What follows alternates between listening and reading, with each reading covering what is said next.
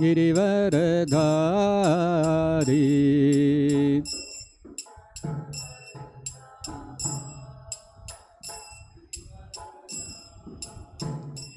जय गोपीजनवल्लभा गिरिवरधारी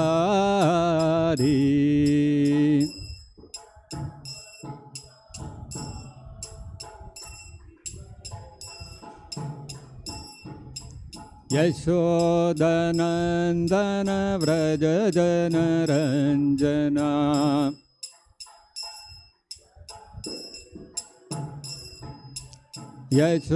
यशोदनन्दन व्रज जनरञ्जना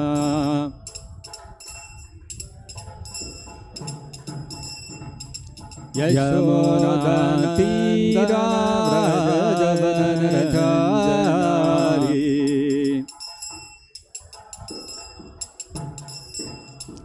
यशोदनन्दन व्रज जनरञ्जनारी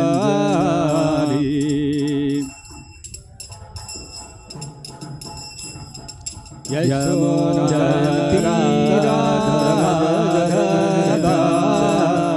कुंज विहारी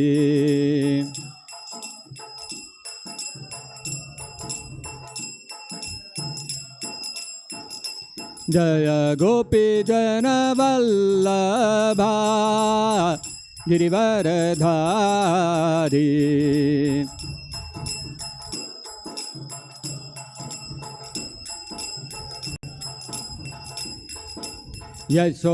यशोदनन्दन व्रज जनरञ्जना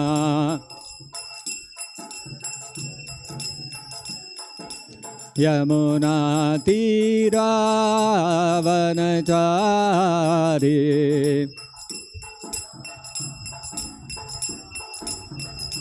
यमुना तीरावनचारी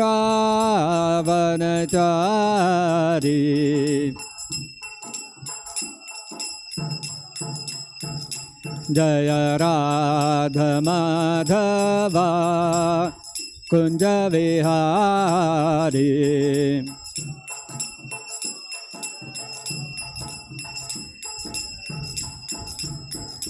जय राधा माधवा कुंज विहारी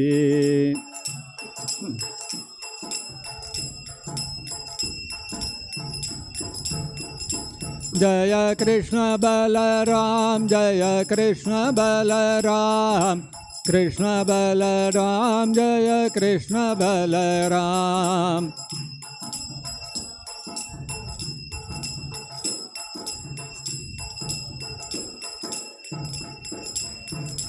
जय गौरनिताय जय गौरनिताय गौरनिताय जय गौरनिताय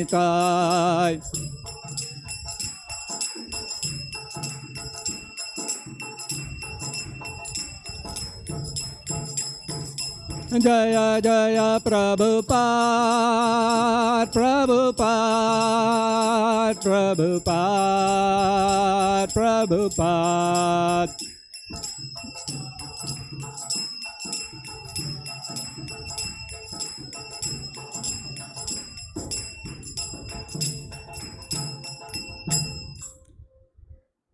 जय विष्णुपाद परमहंस परिव्राजकाचार्य अष्टोत्तर शतश्री श्रीमद डिवाइन ग्रेस हे श्री भक्ति वेदांत स्वामी श्री प्रभुपाद की जय।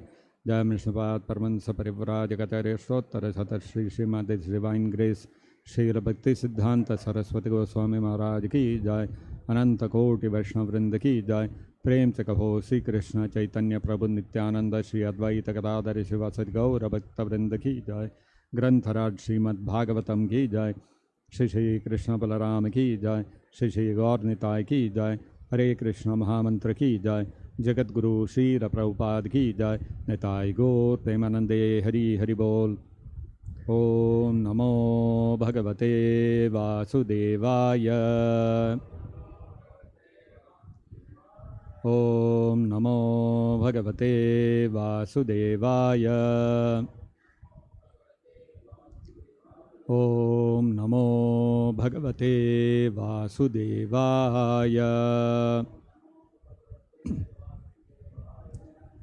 Reading from Srimad-Bhagavatam, Canto 3, Chapter 22, text number 31. Kusha Kashamayam Barhihi Kusakashamayam Barhir Kusakashamayam Barhir Astirya Bhagavan Manuhu Astirya Bhagavan Manuhu Astirya Bhagavan Manuhu Ayajad Yajna Purusham Ayajad Yajna Purusham Ayajad Yajna Purusham Labdha Sthanam Yataha Bhuvam Labdha Sthanam Yato Bhuvam Labdha Sthanam Yato Bhuvam Kusakasamayam Barhir Astirya Bhagavan Manuhu Ayajad Yajna Purusham Labdha Sthanam Yato Bhuvam Kusakasamayam Barhir Astirya Bhagavan Manuhu Ayajad Yajna Purusham Labdha Sthanam Yato Bhuvam.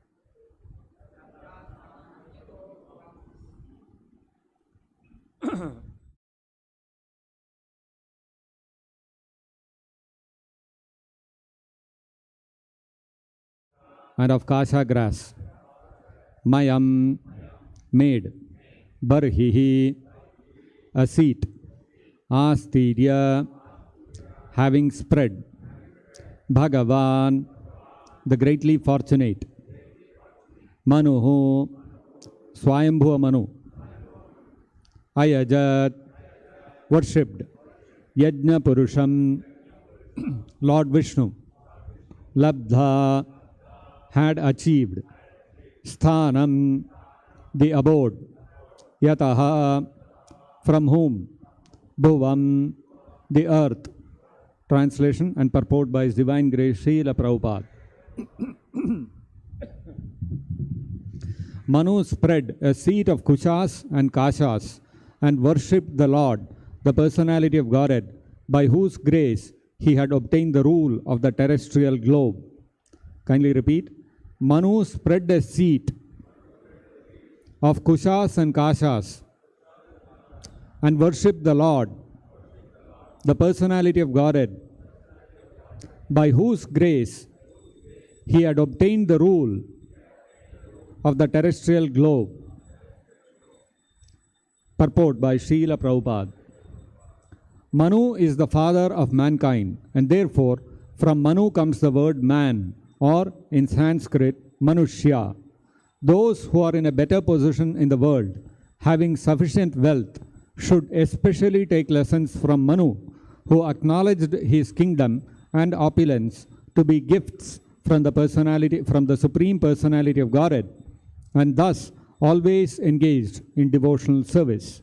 Similarly, the descendants of Manu are human beings, especially those who are situated in a well-to-do condition, must consider that whatever riches they have are gifts from the Supreme Personality of Godhead. Those riches should be utilized for the service of the Lord in sacrifices performed to please Him. That is the way of utilizing wealth and opulence. No one can achieve wealth, opulence, good birth, a beautiful body, or nice education without the mercy of the Supreme Lord. Therefore, those who are in possession of such valuable facilities must acknowledge their gratefulness to the Lord by worshipping Him and offering what they have received from Him. When such acknowledgement is given, either by a family, nation, or society, their abode becomes almost like Vaikuntha, and it becomes free from the operation of the threefold miseries of this material world. In the modern age, the mission of Krishna consciousness is for everyone to acknowledge the supremacy of Lord Krishna. Whatever one has in his possession must be considered a gift by the grace of the Lord. Everyone, therefore, should engage in devotional service through Krishna consciousness. If one wants to be happy and peaceful in his position, either as a householder or citizen or member of human society, one must promote devotional service for the pleasure of the Lord. Thus ends the Bhaktivedanta purport. Om Ajnanatimirandhasya Jnananjanashalakaya Chakshurunmilitam Yena Tasmai Shri Gurave Namaha. Nama Om Vishnupadaya Krishna Presthaya Bhutale Srimate Bhaktivedanta Swaminiti Namine. Namaste Saraswate Deve Gauravani Pracharine Nirvishesha Shunyavadi Paschatya Desatarine. Jaya Shri Krishna Chaitanya Prabhu Nityananda Shri Advaita Gadadhara Shri Vasadi Gaura Bhakta Vrinda. Hare Krishna Krishna Krishna Hare Hare, Hare Rama Rama Rama Hare Hare. Mukam karoti vachalam pangum langhayate girim yat kripatamaham vande Shri Gurum Dinataranam.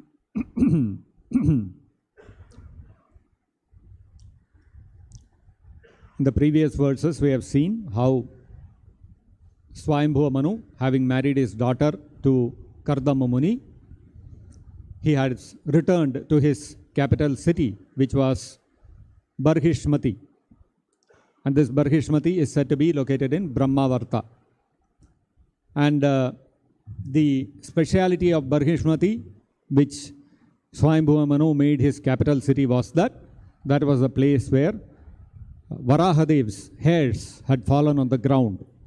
And from the hairs which had fallen from the body of Varahadev sprang forth Kusha and Kasha grasses, which are essential for conducting sacrifices, yajnas. They are considered very auspicious, and Kasha grass is meant for especially making the mats on which the priests can sit or stand while performing the yajna. And the Kusha grass is also considered very pure, meant for purifying the ingredients which are used in the yajna. That Barhishmati, it was because of the abundance of availability of Kusha and Kasha grass, they were utilized in performing yajnas, and Barhishmati city was always adorned with various functions surrounding these sacrifices to please Lord Vishnu. So, it is said here, Swayambhuva Manu, Bhagavan Manuhu, Kusakasamayam Barhihi Astirya. He seated himself on a seat which was made of Kasha grass, and he utilized the Kusha grass also for worshipping the Lord. And Ayajad, Yajna Purusham Ayajad. He worshipped Yajna Purusha, who is none other than Lord Vishnu. And it is said here, Yataha Why did he worship that Yajna Purusha? Because that Yajna Purusham yataha sthanam bhuvam sthanam labdha. Because Swayambhu Manu, who was ruling all over the world, considered that his position as Manu and his kingdom, which spread over the whole world, was gifted to him, yataha, from that Supreme Personality of Godhead, Vishnu. So, yataha bhuvam sthanam, whatever kingdom he had obtained, that was from Yajna Purusha. And therefore, he felt obliged to perform yajnas to please Lord Vishnu. So, in the purport, Srila Prabhupada is mentioning how Manu, Swayambhu Manu, being the forefather of all mankind are actually descendants of Manu, Swayambhu Manu. So, Manu, being the forefather of all the humankind, he is setting an example of how people should conduct their lives and what should be their approach towards their possessions that they have. The possessions can be in the form of wealth or opulence, good birth in a good family, beauty, or good education. Janma, Aishwarya, Shruta, Shri.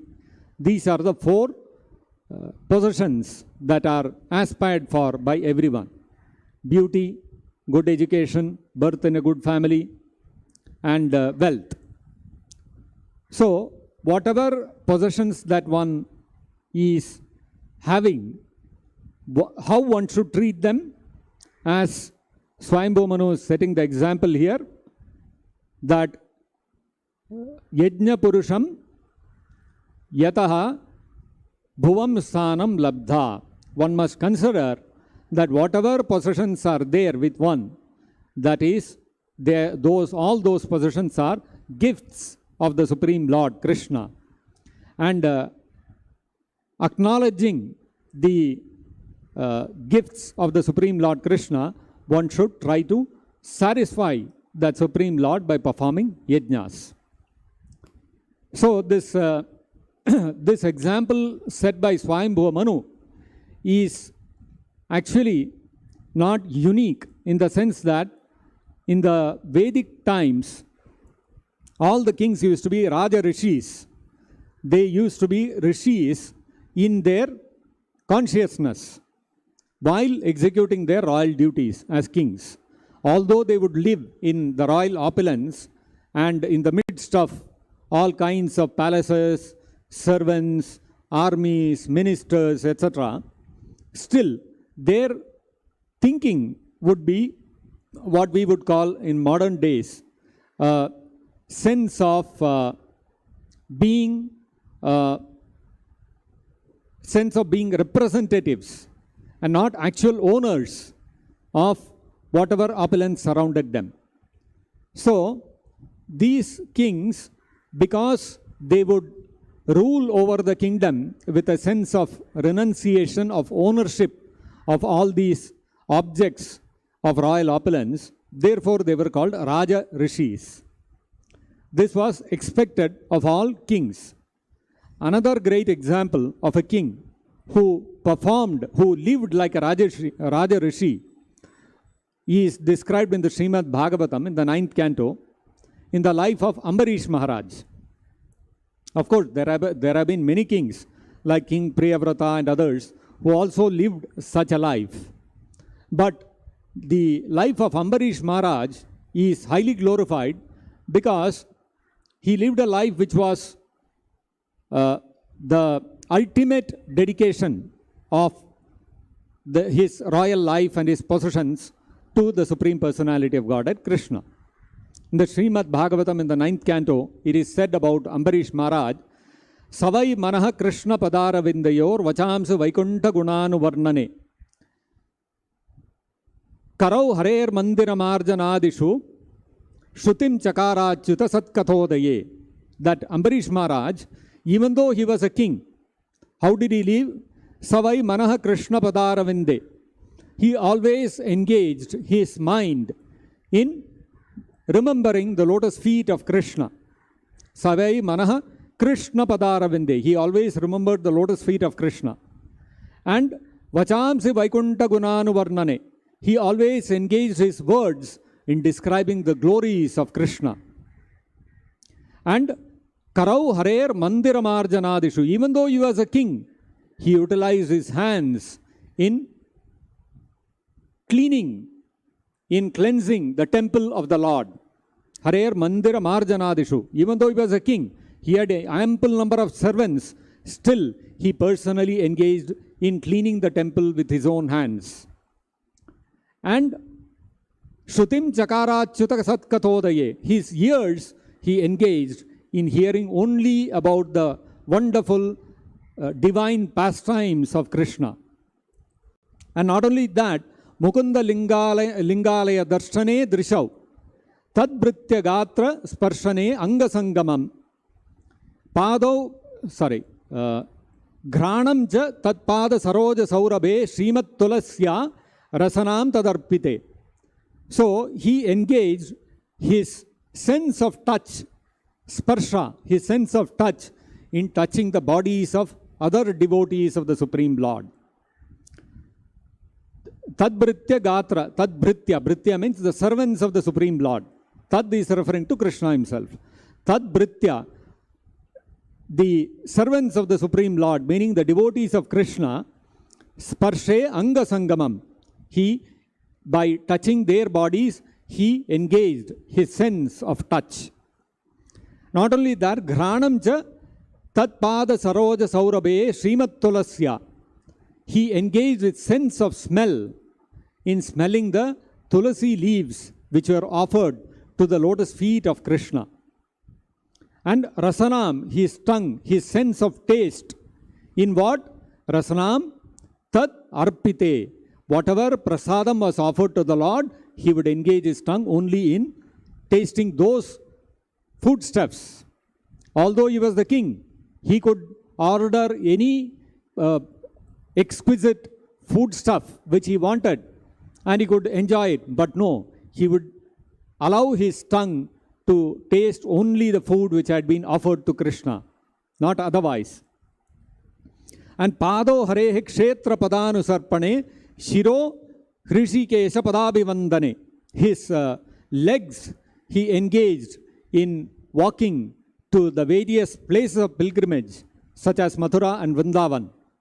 And Shiraha, his head, he engaged Hrishikesha Padabhivandane. He engaged his head in bowing down to the lotus feet of Krishna. So you can imagine a king. A king is supposed to be the ruler of the whole kingdom. And the king is going down and bowing down before the Supreme Lord. Kamam cha dasyena to kamma kamyaya. He engaged his desires in desiring to serve the Supreme Lord and not in satisfying his senses. Yathottama shloka janashraya ratihi. And by his personal example, he demonstrated how a person should live his life. And he demonstrated how one should increase one's attachment for the Lord by living his life completely dedicated to the Supreme Lord Krishna. So one may think that Ambarish Maharaj, if all his time and all his senses were engaged like this in serving Lord Krishna, his mind in thinking of Krishna, his hand in cleansing the temple of the Lord, his legs in walking to the various pilgrimage places, his eyes in having darshan of the beautiful Archa Vigraha of the Lord in the temple, his tongue in tasting the Krishna Prasadam, his nose, his sense of smell in smelling the fragrance of tulasi offered to the lotus feet of the Lord. Like this, if his whole time was engaged like this, where was the time for him to administer the kingdom? So the kingdom must have been suffering a lot. This is what we normally would expect. Because administering a kingdom is not a small job. Just like there is one of our centers in India, there was a politician who was quite favorable to our devotees in one of our centers. And once when I had gone to that center, that politician, that he was a minister, some sort of minister he was in the government at that time. So he invited us to go and have a kirtan and class in his house. So since I happened to be in that city, I also tagged along, and we went, did a little bit of kirtan, and had some Bhagavad-gita class or something like that. And his wife, his family, they all came, they attended. Very religious man, very, that way quite devotional man. And he attended all our program, had some questions, and chanted one round of Hare Krishna mantra also, like that. And quite a devoted man. And whenever he would get time, he would come and visit the temple at that local center. And so like that, he had been very favorable all throughout, and for a long time he had been associated with us. And our devotees also, whenever they had some problem or they needed some help, they would immediately approach him and he would help. Very nice man, very kind man. Now with time, what happened was, he became the chief minister of the state. So I was recently speaking to the devotee of that place, the temple president of that place, and I remembered this man. I told him, now that politician, he has become the chief minister. So does he come to our temple now? So he said, where he has time. I said, do you still go to his home and conduct a program and all that? He said, yeah, his wife is quite religious that way, so she keeps inviting and we go. So, and I said, so at least the house program does he attend? No time, cannot see him at all. He has become the CM, so he is totally engaged in the affairs of the state. He doesn't have time even to come to the temple now. Although at heart he must still be having good wishes and all that. So we can see how the chief minister of one small state, how he becomes so busy. When he was a minister, he was not so busy. But when he became the chief minister, he had no time even for the family. Even for a few minutes to drop into the temple, he doesn't have time. Because naturally, he has become the chief minister of the state. He is entrusted with so much responsibilities. He has to look after the affairs of the whole state. It's not a small task. So now imagine if the chief minister, after he became CM, every day he would come to the temple, spend time in the temple and hear Bhagavatam every day. What would happen? People would the whole state would be in disarray. That's what we would expect. But you look at Manu and you look at Ambarish Maharaj. Ambarish Maharaj was not ruling over some small kingdom like this chief minister was ruling over a small state in India. Both Manu and Ambarish Maharaj were ruling over the whole earth. They were ruling over the whole world. Saptadvipa. All the 7 nations were ruled over by Ambarish Maharaj and Swayambhu Manu. And both of them, most of their time was engaged in worshipping Lord Krishna. So, during their time, it is not that the kingdom suffered. It is said in the 9th canto of the Srimad-Bhagavatam that during the rule of Swayambhu Manu, the kingdom was so opulent, it was flourishing so well, that it is said that such great opulence was very rarely achieved by any king. Ambarish Maharaj, it's not that Ambarish Maharaj was unaware of this or he did not appreciate that this kind of opulence is very rarely achieved. This position that he achieved of ruling over the entire earth, that he did not appreciate. No, he very well understood that this is very, very rarely achieved. Even Swayambhu Manu also understood that this is very rarely achieved. But although they understood this, both of them acknowledge that this rare position that they got was because of the grace of Lord Krishna. And therefore, both of them engaged all the opulences at their disposal in the service of Lord Krishna. Subsequently, the entire kingdom was filled with citizens who were extremely satisfied and peaceful, and they had no dearth of any requirements in life. So, we have to understand that our life in this material world is because of the benediction of the Supreme Personality of Godhead, Krishna. And therefore, from the examples of Swayambhu Manu and Ambarish Maharaj, what is it that we have to learn?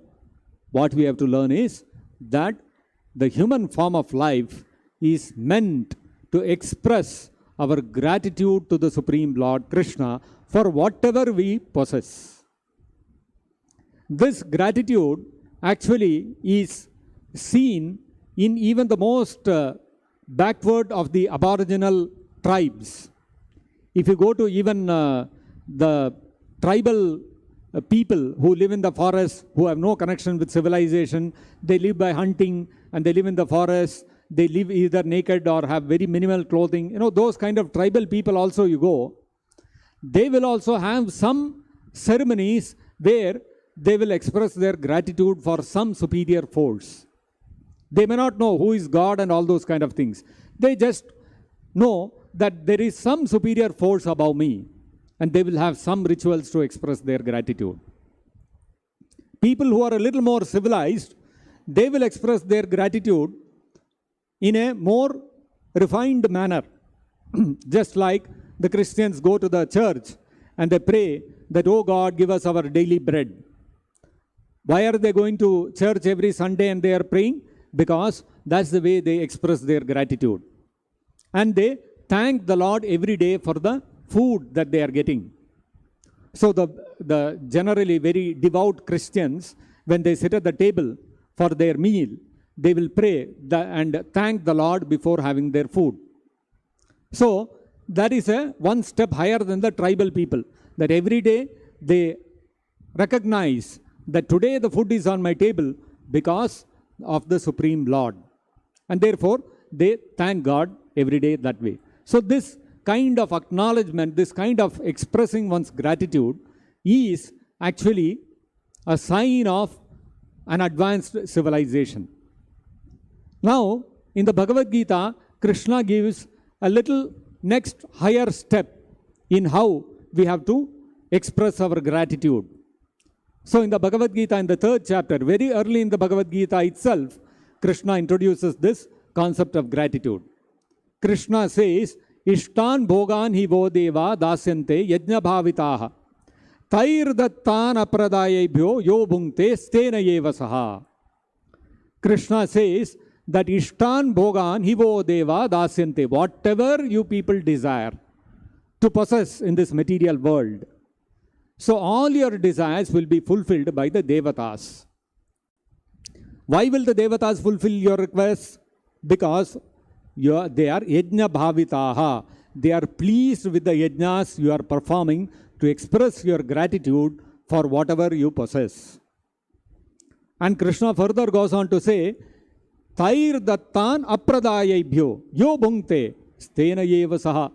If a person enjoys the facilities of life, every day the sun is rising at a certain time, every day it is setting at a certain time, the ritus, the seasons come and go in a particular season, in a particular cycle. There are fruits and vegetables corresponding to each season which are available, which nourish the body.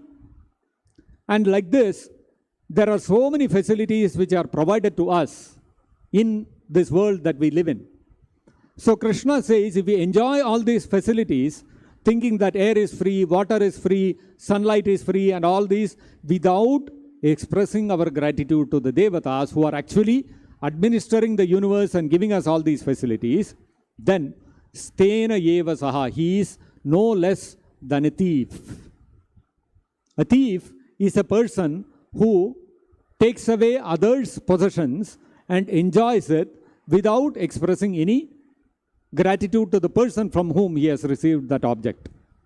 So similarly, Krishna says, if a person does not express one's gratitude to the Devatas, then he is no better than a thief. Now Krishna, in the 7th chapter, what Krishna says that those who worship the Devatas, their intelligence is stolen away. So first Krishna said that preliminary level you have to express your gratitude to the Devatas. At least that much you have to do. Then Krishna goes to the next step and Krishna says, if you simply only satisfy the Devatas and keep taking from them, then your intelligence is polluted. So, kamaistaisar hrita jnanaha. So Krishna says, those whose intelligence has been taken away, they go and surrender to the Devatas. So Krishna, what is Krishna doing? Krishna is telling about the next higher level of expressing one's gratitude. What is that? Krishna says that yat karoshi yad ashnasi yad juhoshi dadasi yat tapasyasi kaunteya tat kurushva madarpanam. Krishna says the next higher level of expressing one's gratitude is offer everything to Krishna, not just to the Devatas. So, the real gratitude is when we offer everything that we have, whatever we do, yat karoshi, whatever we do, yat ashnasi, whatever we eat, yat tapasvisi, whatever austerities we do, yat juhoshi, yat dadasi, whatever we may give in charity, whatever activity we do, we have to offer it to Krishna. So this is a next higher level of expressing one's gratitude. Now Srimad-Bhagavatam takes this expression of gratitude to another level. So in the Srimad-Bhagavatam, it is mentioned that how the greatly learned personalities, how they express their gratitude to the Supreme Lord. So what we have seen is even the most aboriginal people, they have their own way of expressing gratitude to some unseen, unknown force. Little more civilized people, they will say, whatever food you have given me, oh God, I am thankful to you for that. Little more civilized, they understand that whatever facilities, not just food alone, whatever facilities I have in my life, as a human being I am enjoying, all that is because of a higher arrangement of all the Devatas. And even higher expression of one's gratitude is when one understands that even the Devatas are subservient to Lord Krishna. And so one offers everything to Krishna. Now even higher than that, for people who have understood, who have achieved the position of self-realization, who have understood that they are not the body, they are spirit soul, who have liberated themselves from this material world, how do they express their gratitude? Because until now, whatever the Bhagavad-gita also spoke about was about people who were all engaged in various material activities, and all their activities, all their results, they were offering to Krishna. Now what about those people like jnanis, yogis and all such people who have renounced this material world? How do they express their gratitude to the Supreme Lord? That is explained by Uddhava. In the 11th canto of the Srimad-Bhagavatam, Uddhava says that Naivopayanti apachitem kavayas tavesha brahmayushapi kritam ruddhamudaha smarantaha. So he says, Uddhava says, Kavayaha, the most intelligent and learned people, meaning the people who have understood not simply some material education, no, the people who have understood the Vedic knowledge and who have understood I am not the body, I am spirit soul, I am part and parcel of Krishna. Such personalities are considered Kavayaha, the most intelligent and learned people. So such Kavis, such intelligent people, they Brahmayushapi kritam ruddhamudaha smarantaha. When they remember the grace, all the benedictions, all the benefits that they have received from the Supreme Lord, when they remember that, kritam ruddhamudaha, they experience great joy. Why? Because what is it that they remember of the Lord? Because they have renounced the material world. They are not after some food or some possessions like wealth and beauty and all those things. Those things are not attractive to them. So then what is the benediction from the Supreme Lord that makes them so happy? That yo antar bahistanu ashubham midunvan. That Supreme Lord, He is both within and outside of every living entity's heart. And what does He do? He, Acharya Chaitya Vapusha Swagatim Vyanakti. He takes the form of Chaitya Guru as Paramatma within the heart and as the Diksha Guru from outside. And what does He do? He delivers Himself to the devotees, to the spiritualists. And in this way, what does He do? Tanubhritam, of all the people who are embodied souls, Ashubham Midunvan, He destroys all inauspiciousness in their life. All inauspiciousness means the the process of taking repeated birth and death within this material world is the most inauspicious thing. And so he delivers the intelligent people who have surrendered to him and who render devotional service to him. He delivers them. He gives them liberation from this material world by acting as Chaitya Guru from within the heart and as the Diksha Guru from outside. Just like Srila Prabhupada is delivering so many conditioned souls. So this activity of the Supreme Lord of delivering the conditioned souls from the miserable material world is very, very attractive to the liberated souls who are the most intelligent personalities. And when they remember that it is the Supreme Lord who is delivering us from the clutches of repeated birth and death, Kritam Riddha Mudaha, they experience great joy. Okay, they experience great joy. Now what about their expression of gratitude? How do they express their gratitude to the Supreme Lord? Uddhava says, Naivopayanti apachitam kavayas tavesha. Brahmayushapi, even with the ayu of Brahma, Brahma's ayu, his lifespan is very, very long. Isn't it? It's so extremely long.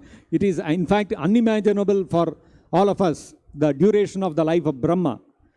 Even if we are endowed with the duration of the life of Brahma, and throughout the duration of life, if these Kavayaha, if these most intelligent, learned people, they keep expressing for the entire duration of the life of Brahma, they keep expressing their gratitude.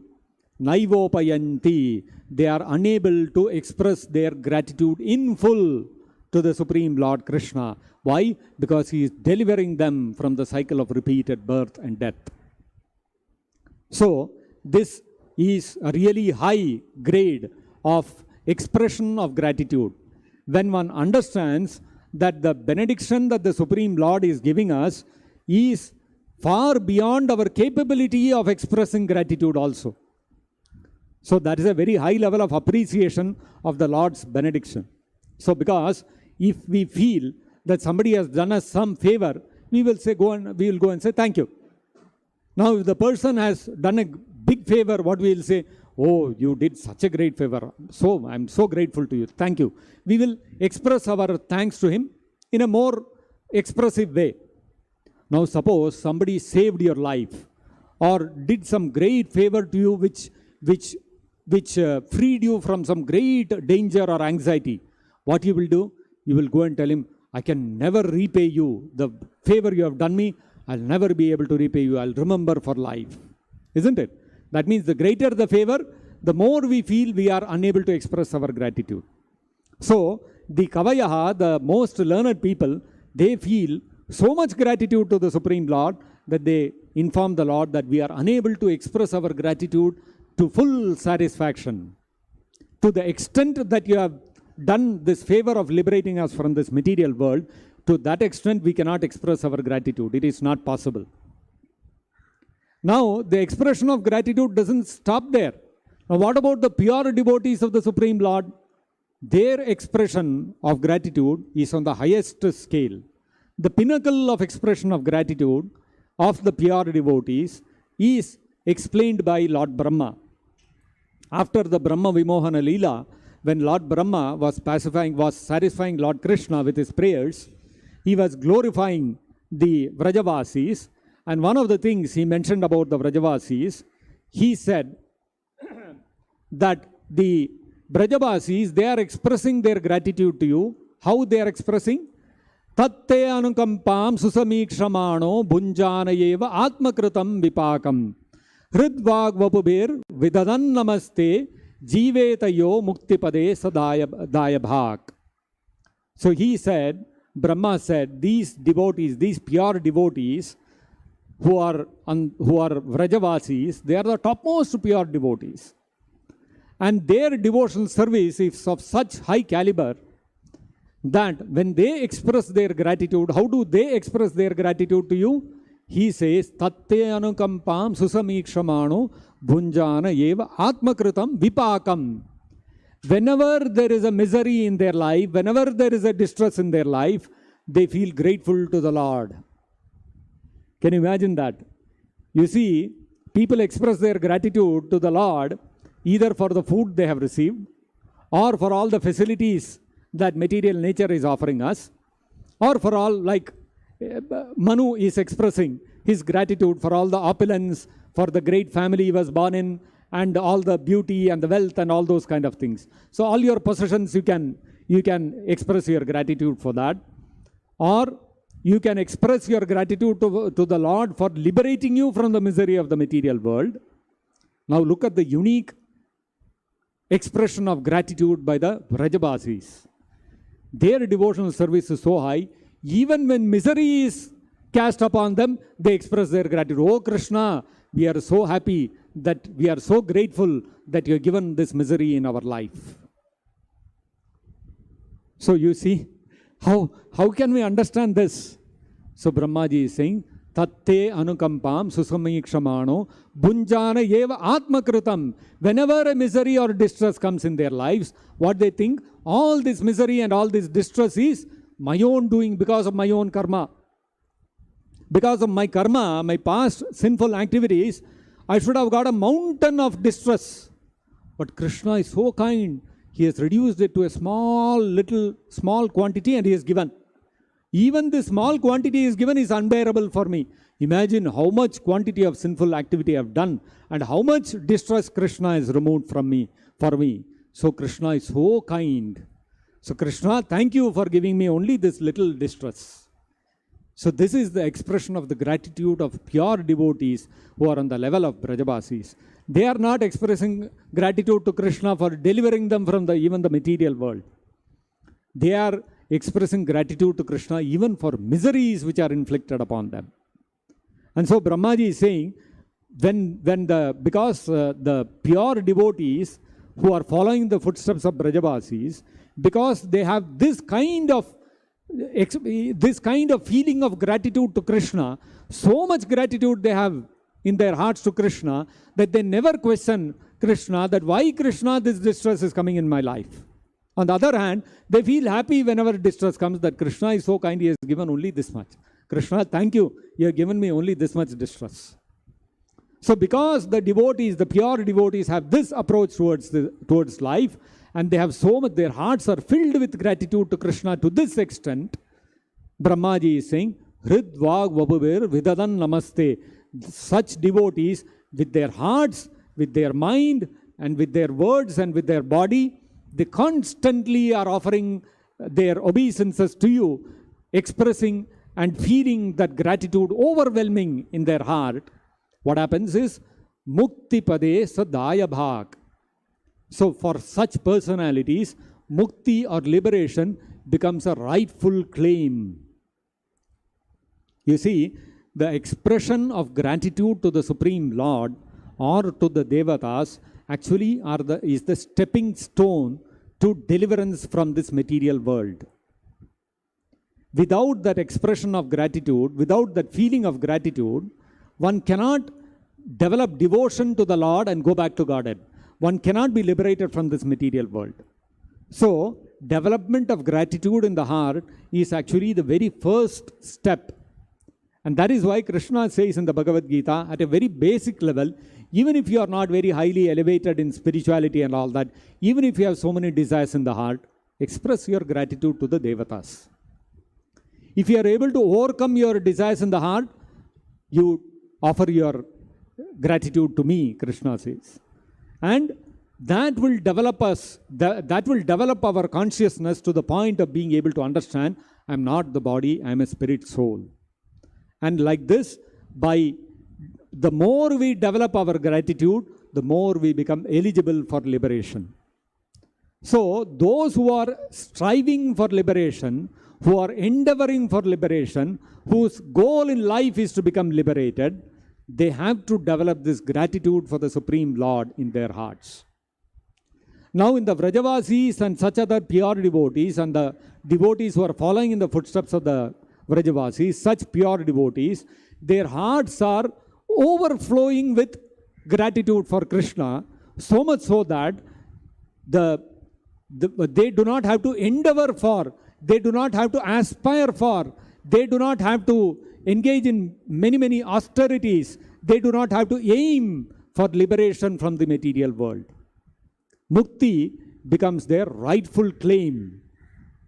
So when something is your right, you don't have to endeavor for it, you don't have to work hard for it, you don't have to aspire for it, you don't have to make a goal of it. Arey, it is my right, yaar. Suppose, for example, there is a poor man. When he looks at somebody like Ambani, what he thinks, I should goal in life, one day I should become like that. And he will engage in, if he just thinks like that, he cannot become like that. He has to work hard, he has to put in a lot of effort, he has to make a lot of sacrifices, so much he has to take a lot of austerities, so much effort he has to put in, and he has to have a single pointed goal in life, I have to become like that. Then there is a chance. But for Ambani's son, who is born in his household, does he have to aspire? Does he have to endeavor? Does he have to take any austerity? No, it is his right. Father's wealth is next meant for him only. He doesn't have to do anything. He doesn't even have to think about it. He doesn't have to think that, oh, one day I should become like my father. Not required. Because the father's wealth is his right. Similarly, for those in whose heart that feeling of gratitude to the Lord is not fully developed, they have to endeavor for liberation.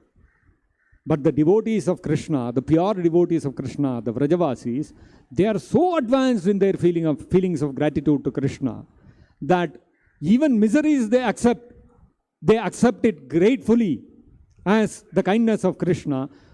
This actually, it captures the heart of Krishna. It obliges Krishna himself, so much so that mukti becomes their right. They don't have to aspire for it.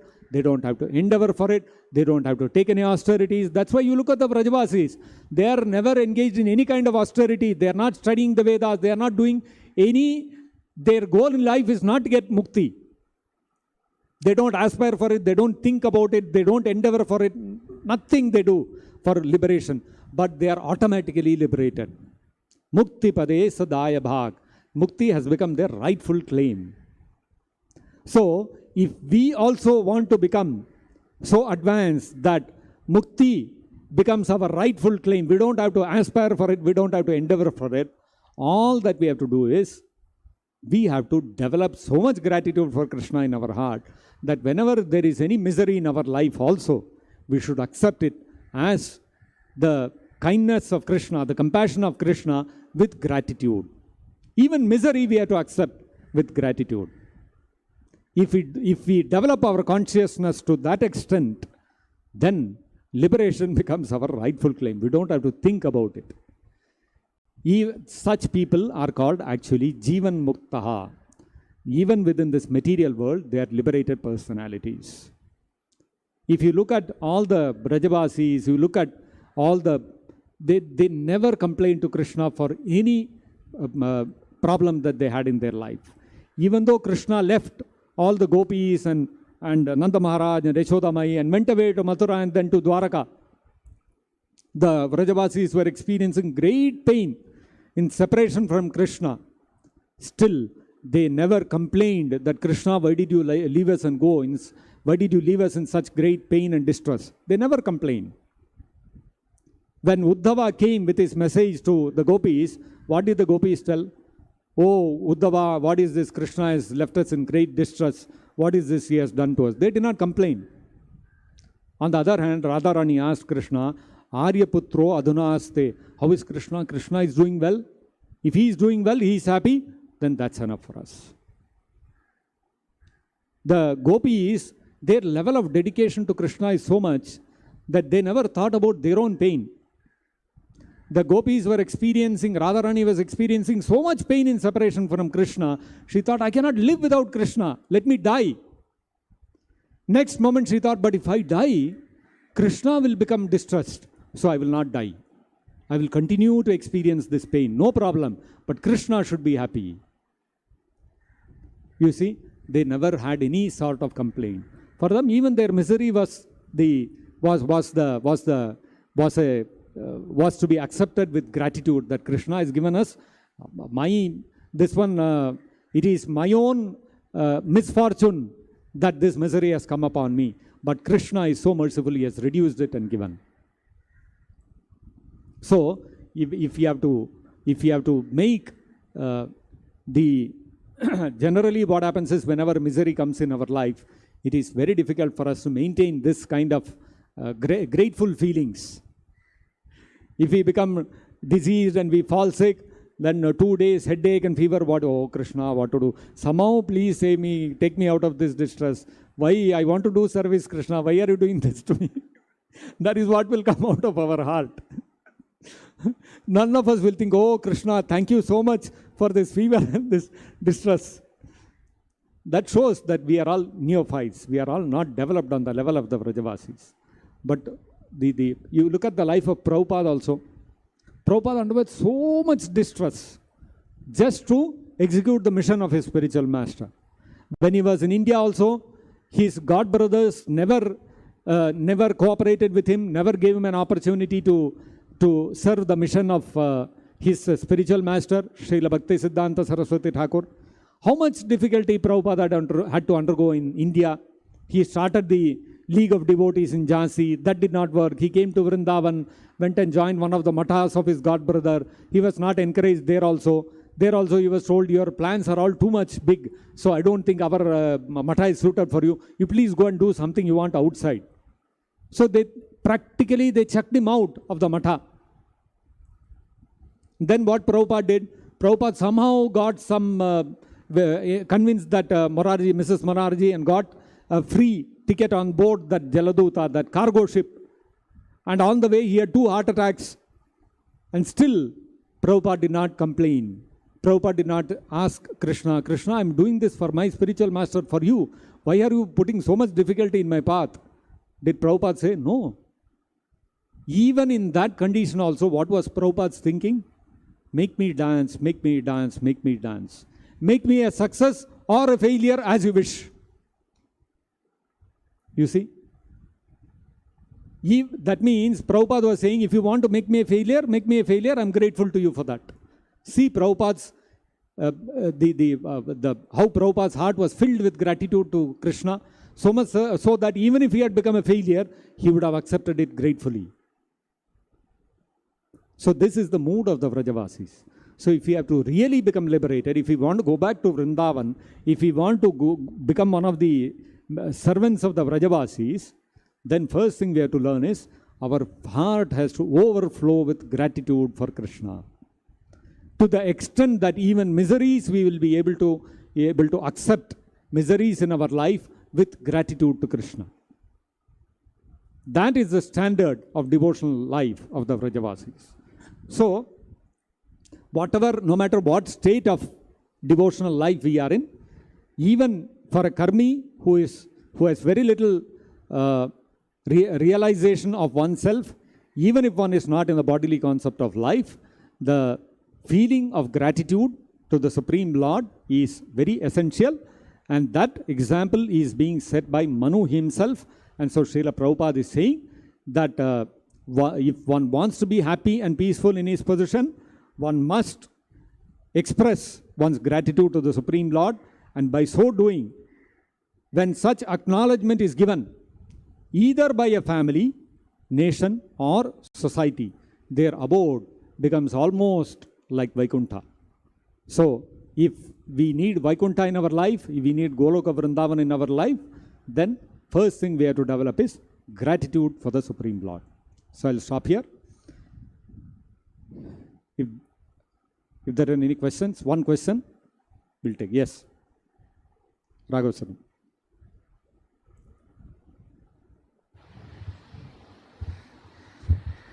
Hare Krishna Prabhu. Hare Krishna. Generally, pure devotees remains in Brahma Bhuta platform. Yeah. So how do we understand that pure devotees feels distress when they face reversals or miseries in rendering devotional service of the Lord? So what we have to, the way we know what a devotee, pure devotee feels in a position of distress, to make us understand that only, the various pastimes of the devotees of the Supreme Lord are mentioned in the Bhagavatam. If you look at Prahlad Maharaj, how much distress he had to undergo. So what was his thinking? What were his prayers to the Supreme Lord at the time when he was going through that intense distress? That is described in the Bhagavatam. So the different pastimes of the different devotees are explained in the Bhagavatam, mainly to give us an understanding. You look at Gajendra, intense distress he went through. What were his feelings and what were his prayers? That is explained in the Bhagavatam. Like this, many examples of devotees are given in the Bhagavatam, to even Dhruva Maharaj for that matter. He also went through distress. What was his thinking? What were his prayers? So these are all examples given in the Bhagavatam to give us an idea, to give us a vision of what is the mental frame of a devotee in the midst of distress. And so therefore, when we read about the lives of the great devotees in the Srimad-Bhagavatam, what happens is we understand that what kind of attitude we should develop towards distresses, and it becomes inspiring for us and also a lesson for us. And so whenever we are in distress, if we remember any one of the pastimes of the devotees, the pure devotees, in their distressful conditions, how did they approach the distress? It will give us a great strength to face the difficulties in our life with the proper attitude. Is that okay? Thank you. So we'll stop here. Grantharaj Srimad-Bhagavatam ki jai, Jagat Guru Srila Prabhupada ki jai, Nitai Gaur Premanande Hari Hari Bol.